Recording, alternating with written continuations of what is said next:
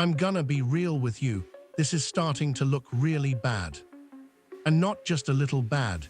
This is the kind of situation that can quietly turn into a full-blown problem if it keeps going the way it is. Because right now, the Colorado Buffaloes football aren't just losing players, they're losing players who are talking. And that's where things get uncomfortable. Over the past few months, there's been a growing wave of transfers leaving the program. That happens in college football, it's normal. But what's not normal is what's being said after they leave. You've got players hinting that things are different elsewhere, others suggesting they've learned more in a few weeks than they did in years. And now, you've got Jordan Seaton stepping up and making comments that are raising even more eyebrows. Now, to be fair, nothing he said was directly disrespectful. But let's not pretend people didn't catch the tone. When a player starts talking about how it just means more somewhere else, or how the work ethic, the training, and the mindset are on another level, fans start connecting dots. And once those dots start connecting, narratives begin to form. And here's the problem. Those narratives don't just stay online. They follow the program. They build pressure. And they eventually land right at the feet of Deion Sanders. Because whether it's fair or not, this whole situation is starting to create one big question. What's really going on behind the scenes at Colorado? Is this just normal transfer talk being blown out of proportion? Or is there actually something deeper that people aren't seeing yet? And trust me, what was said next didn't calm anything down. It actually made things worse. Here, where things start to feel a little different, and not in a good way. Because this isn't just about one player anymore. Over the past year, the Colorado Buffaloes football have seen multiple players enter the transfer portal. Now on the surface, that's normal. College football today is built on movement. Guys leave, guys come in, and programs adjust. But what's raising eyebrows isn't the transfers. It's what's being said after they leave. There's been a growing pattern, players moving on and then making comments that, while not outright disrespectful, definitely feel like subtle shots. You hear phrases like "it's different here," or "the work culture changed," or even comparisons suggesting they've developed faster in a new program. And fans, they notice everything. There's already been buzz online about a former player reportedly saying he learned more in a short time at a new school than he did during his time at Colorado. Now, whether that's being exaggerated or taken out of context, it doesn't really matter, because once that narrative starts spreading, it takes on a life of its own.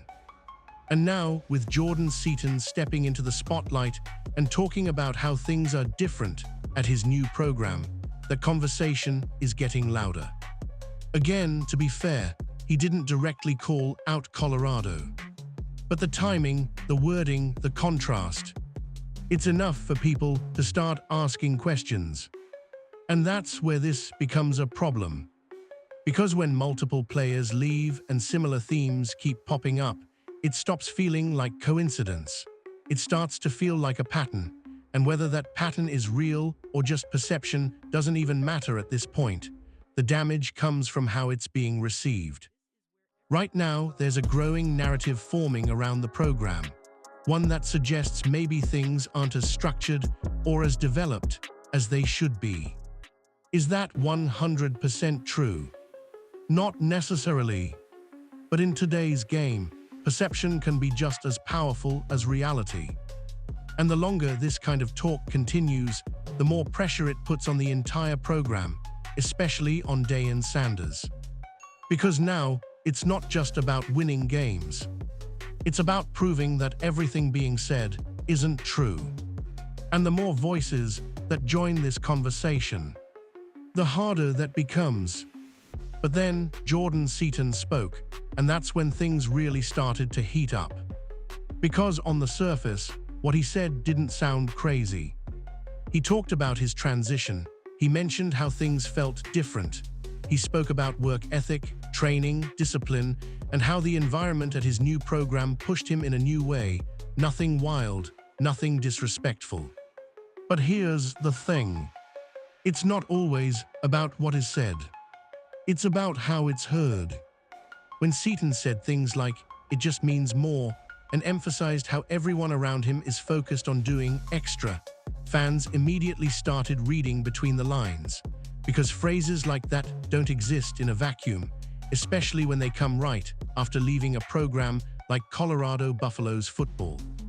Now, to be fair, he never directly called out Colorado. He didn't say they weren't working hard. He didn't say the coaching was bad. He didn't throw direct shots. But the contrast was loud. And in today's world, that's all it takes. There's already been a lot of discussion online, with some fans suggesting that his comments sounded like a subtle critique of his previous situation. Others believe he was simply praising his new environment at LSU and nothing more. And honestly, it could be either. But perception is what drives everything. When a player talks about stricter routines, better habits, a mindset built around going beyond what's required, it naturally raises a question. Was that missing before? That's the part people can't ignore. And then you add in the details, his focus on discipline, his comments about aligning everything in his life with his craft, his emphasis on being in a place where work is the only priority. It starts to paint a picture. Again, not confirmed, not directly stated, but heavily implied, at least in the eyes of fans. And this is where it becomes a problem for Deion Sanders and the program.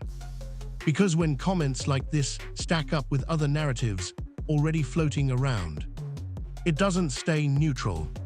It starts shaping opinion. And once that opinion sets in, it becomes very hard to change. Especially if the results on the field don't immediately back things up. And what came next only added more weight to the conversation. But what really made people stop and pay attention wasn't just what Jordan Seton said. It was what he showed. Because alongside those comments about things being different, Seton revealed something else, his physical transformation. And that's where the conversation started to shift from opinion to visible proof. We are talking about a noticeable change.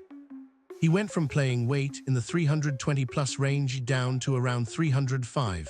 Leaner, more defined, sitting at a much lower body fat percentage. And more importantly, he didn't just talk about the result, he explained the process behind it. And that process, that's what caught people's attention. He described a completely locked-in routine, strict eating, meal prep, protein-focused diet, no shortcuts. No distractions, everything aligned with one goal, getting better every single day. But the moment that really stood out, the hill running story.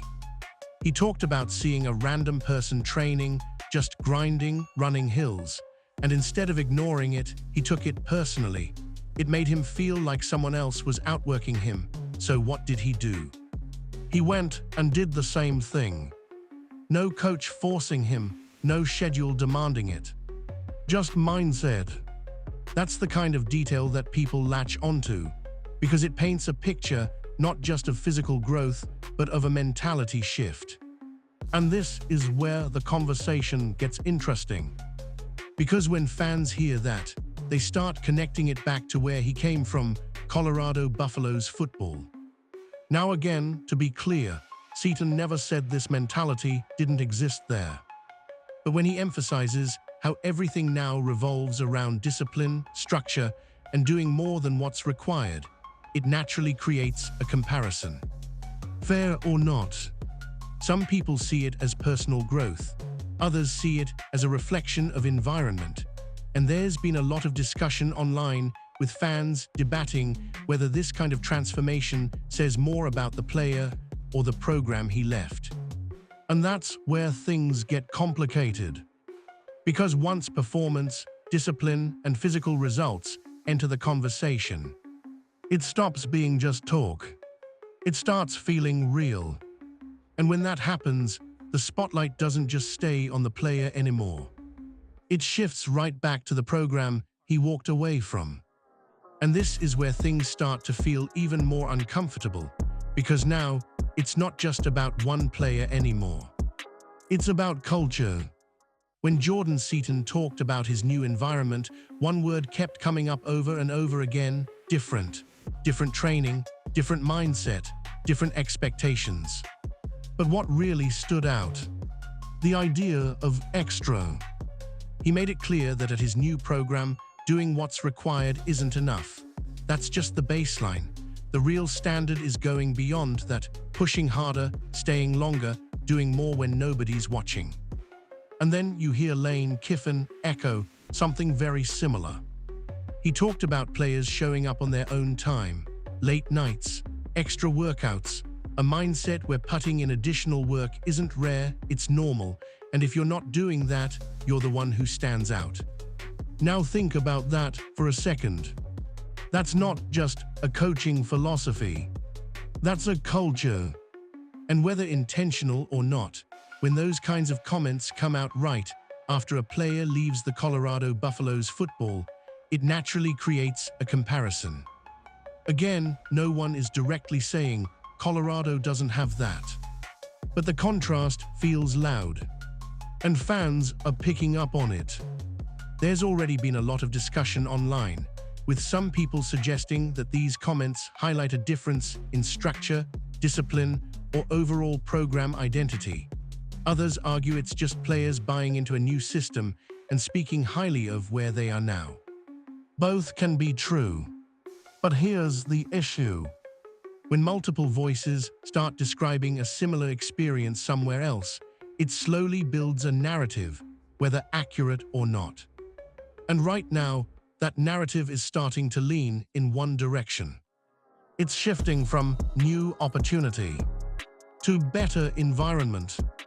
And that's where things get dangerous. Because once a program gets labeled, even subtly, as lacking something compared to others, that label sticks. It spreads through fans, media, recruits, and eventually becomes something the team has to actively fight against. Especially in today's era, where perception can influence everything from recruiting decisions to national reputation. So now, this isn't just about what's happening on the field. It's about what people believe is happening behind the scenes. And once that belief starts gaining traction, it becomes a whole different battle to win. And this is where everything starts to circle back to one person: Deion Sanders. Because whether people want to admit it or not, all of this, the transfers, the comments, the narratives, it all lands on his shoulders. That's the reality of being Coach Prime. When he arrived at the Colorado Buffaloes football, he didn't just bring a new system, he brought attention. Massive attention. Cameras, headlines, hype, expectations. It was unlike anything that program had ever seen. And at first, it worked. The buzz was electric. The culture shift felt real. People believed Colorado was about to flip everything overnight. But now, that same attention is starting to turn into something else.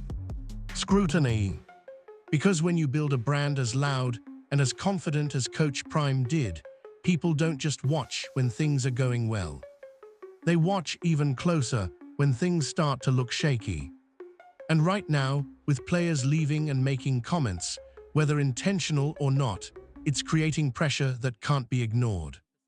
There's already been a lot of talk suggesting that if this season doesn't go right, these narratives are only going to get louder. Some believe the program is at a turning point where results on the field will either silence everything or confirm what people are starting to suspect. And that's a dangerous place to be. Because now, it's not just about development. It's not just about recruiting. It's about credibility.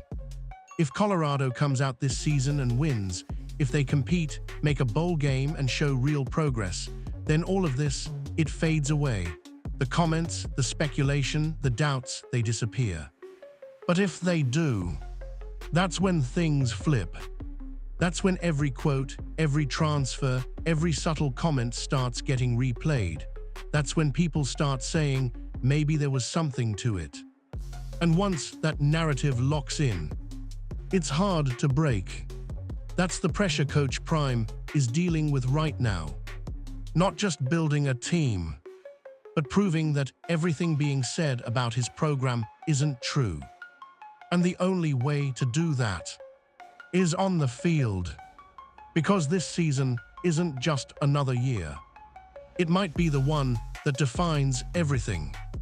And this is where things go from pressure to potential damage. Because now, it's not just about players who already left. It's about the ones who haven't arrived yet. Specifically, Julian Lewis, one of the most highly talked about young quarterbacks, a future cornerstone type of player, the kind of recruit that doesn't just help your program, he defines it. And here, where the conversation gets uncomfortable. There's been a lot of buzz online suggesting that situations like this, players leaving, comments being made, narratives building, can start to impact how future recruits view a program. Not always directly, not always immediately, but slowly, quietly. And when you're dealing with a high-level recruit like Julian Lewis, every little detail matters. Now, to be clear, there is no confirmed indication that he's backing away or changing direction. But fans are already speculating. Some believe that if Colorado struggles this season, or if these narratives continue to grow louder, it could make things more complicated when it comes to keeping top-tier talent fully locked in. And that's the key word here. Could. Because in today's college football landscape, perception plays a huge role in recruiting. Players aren't just choosing a school, they're choosing a system, a culture, a development path, and a future. And if there's even a small question mark around any of those things, it opens the door. That's what makes this moment so critical for the Colorado Buffaloes football. Because losing current players is one thing, but risking future stars, that's a completely different level. Especially when you're trying to build long-term success under Deion Sanders. And again, this isn't about saying that something will happen. It's about understanding what people are starting to talk about. Because once recruits, families, and insiders begin hearing the same conversations over and over again, it starts to matter a lot. So now, this upcoming season isn't just about wins and losses. It's about stability. It's about trust. And most importantly, it's about proving that Colorado is still the place where elite talent wants to be. Because if they can do that, all the noise disappears. But if they do, that noise might turn into something much bigger. And now, everything comes down to this. One season. Because for the Colorado Buffaloes football, this isn't just another year on the schedule, it's a defining moment. All the noise we've been talking about, the transfers, the comments, the speculation, the growing narratives, none of it really matters if one thing happens. They win. It's that simple. If Deion Sanders and this team come out and handle business, win games, stay competitive, and most importantly, reach a bowl game, then everything flips overnight. The criticism fades, the doubts quiet down, and all those comments people were dissecting suddenly don't carry the same weight anymore. Because winning changes the story. It always does. But here, the flip side. If they do, that's when things get real. Because now, it's not just about losing games. It's about what those losses represent. It's about every single comment from players like Jordan Seaton being replayed. It's about fans and media going back and saying, wait, maybe there was some truth to that. And that's the danger. Because once those narratives get validated, even slightly, they don't go away. They grow, they spread, and they become part of how the program is viewed moving forward. There's already a sense that this year is a turning point. Some believe Colorado is right on the edge of taking a big step forward. Others think they're still trying to figure things out behind the scenes. But this season, it decides which one is true. Because this is no longer about hype. The spotlight has already been there. The attention has already been earned. Now it's about results. And in a way, that's the toughest part. It's one thing to build excitement. It's another thing to deliver when everyone is watching. That's the challenge facing Coach Prime right now. Not just proving people wrong, but proving that the foundation of this program is as strong as it was advertised to be. Because if they win, all of this noise disappears like it never existed. But if they struggle, this conversation doesn't go away. It gets louder. And at that point, it's not just a storyline anymore. It becomes reality. So when you take a step back and look at everything, this situation isn't really about one comment, one player, or even one transfer. It's about a pattern. Because right now, the Colorado Buffaloes football are sitting in a very uncomfortable spot. Not because they've lost players, that happens everywhere, but because of what's being said after those players leave and how quickly those comments are shaping the narrative around the program. And whether people want to admit it or not, that narrative is growing. You've got comments about things being different. You've got talk about work ethic, discipline, and culture. You've got visible transformations like what we saw from Jordan Seaton. And you've got fans and media starting to connect all of it into one bigger conversation. Now, is all of it fair? Not necessarily. Some of it could be players embracing a new environment. Some of it could be taken out of context. Some of it could just be normal transition talk that's getting amplified. But here's the reality. In today's game, perception is reality. And right now, that perception is slowly putting pressure on Deion Sanders and everything he's building. Because when the spotlight is this big, everything gets magnified. Every win, every loss, every comment, every decision. And that's why this upcoming season means so much more than just football. It's about control. Control of the narrative.